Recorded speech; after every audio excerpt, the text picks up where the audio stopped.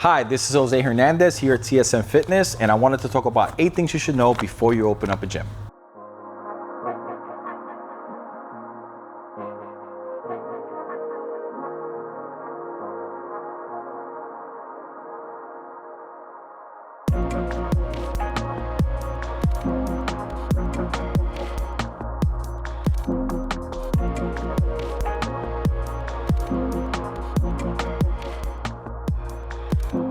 So I meet people on a regular basis that are looking to open up their own facilities. These are things that I feel like people overlook and I feel that are important. And if I could get this information out to someone out there, it'd be great. Now there's 8 things, so let's get into it. Number 1, location is only important if. I say that because not every gym really should be worried about location. Now, if you're opening up a big box gym, location is absolutely 100% important. Now, there are 2 reasons why that's not important at all. Number 1, a niche style gym, bodybuilding, personal training, powerlifting, etc. Those type of gyms do not need premier location. They just need to be able to service a certain demographic. Now, the second reason is if you have a really strong social media presence. With a strong social media presence, you don't really need to worry about anything as far as location. People will come just based on the fact that they know where you're at from your social media. So those are the 2 reasons why I would not worry about location. So remember, location is only important if those 2 things pop up. Number 2, financing a business is a smarter decision than to cash strap a business. What I mean by that is if you could get financing for your equipment, for your layout, for your down payment on the lease, I would absolutely opt for that option. Cash strapping a business is very, very stressful and it could really put you in a bind down the line. So I'll give you the perfect example. If something comes up down the line, you need to be able to have money to pull from. If you blow all your money up front on cost of goods and cost of products in order to get the gym up and running, you're gonna have a tough time. So why not just finance it if possible and just make small payments every month? So financing is super important. I think that it's underutilized a lot of times. Everybody thinks they have to own everything. And I think that that's kind of short-sighted. At the end of the day, it comes down to a monthly payment. Making that monthly payment is a lot easier than coming up with a balloon sum of money to open up. So if I were you, look into financing.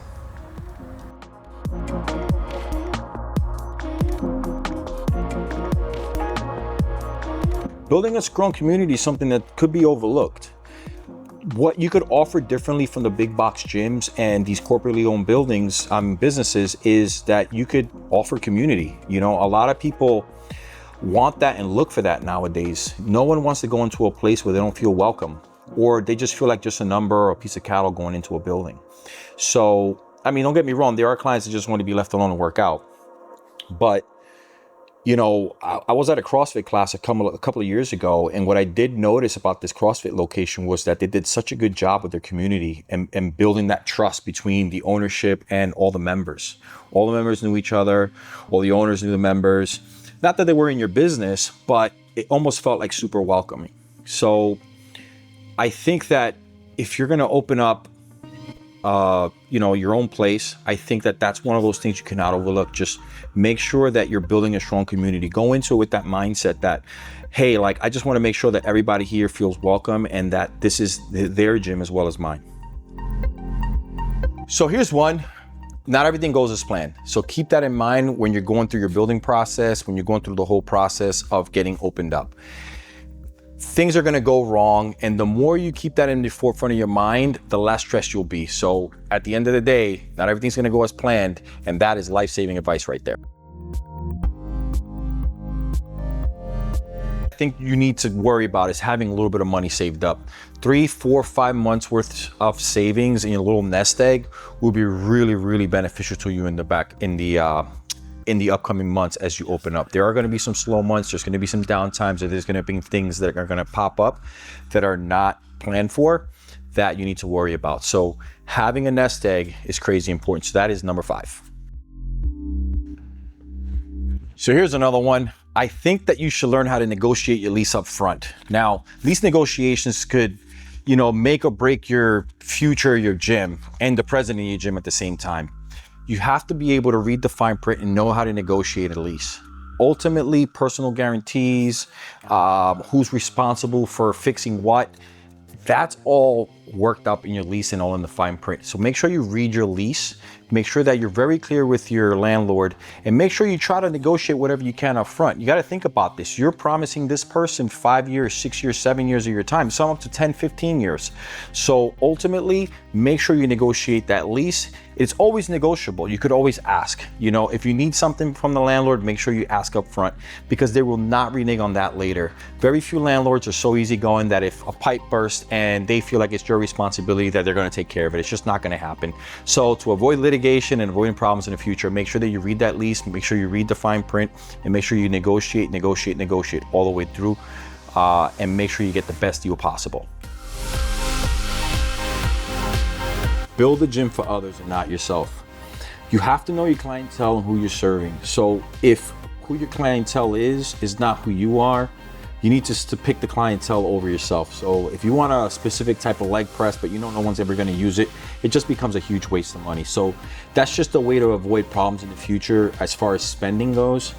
If you build gyms for other people, they will show up and they will appreciate it. If you build a gym for yourself, it'll just become like a club that people come and hang out with you in. So I think that learning how to build gyms for others, I think it's really important. Whatever the atmosphere is of the gym, I think it should be correct for your members. For example, I wouldn't build a powerlifting gym if I'm trying to serve, soccer moms, for example. Like, that just wouldn't work. So just know who your audience is and make sure that when you build your gym, it contours to them.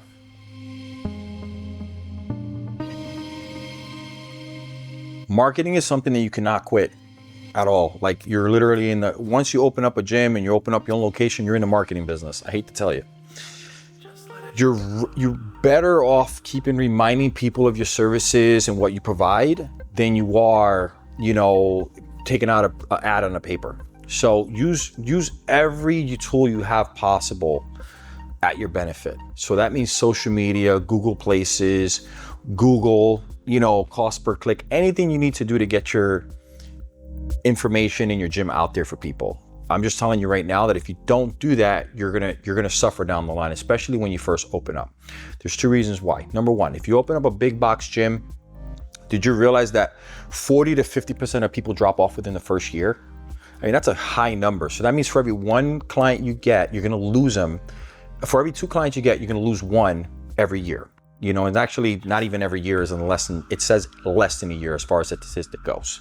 Now, if you're a personal trainer, that number goes down a little bit. It's really between 30 and 40% for the first year. But again, for every 2 people you're training, you're gonna lose 1 almost for every year. So keep that in mind. You have to keep that pipeline full of potential customers and clients. Plus, who doesn't want to get their information out there and, try to help other people, with your gym or with your location or whatever. So just get your message out there, do everything you can, and market every single day you can. All right, so make that a job. So marketing is super important. So I hope this advice helps some people out. If you want to, feel free to reach out to me. I'd love to help and figure out what the hell you're working on. And if you have any kind of advice you want to add to these 8 things, I would love to hear from you. So until then, I'll see you next time.